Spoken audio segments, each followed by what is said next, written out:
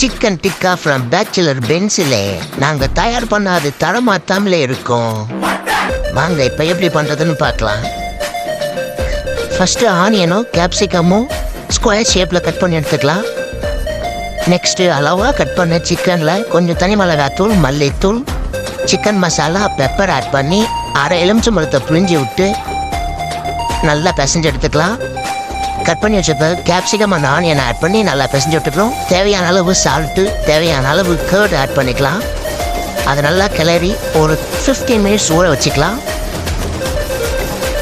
Next அழகாக ஸ்டிக்கில் அதை கோத்து எடுத்துக்கணும்.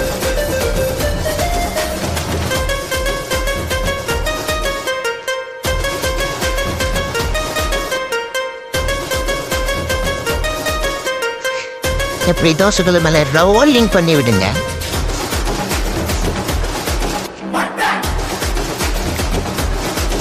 இப்போ நல்லா ஸ்மோக்கி ஃப்ளேவரோட அழகாக வெந்து வருது. அதை அப்படியே பொறுமையாக திருப்பி விட்டுக்கலாம்.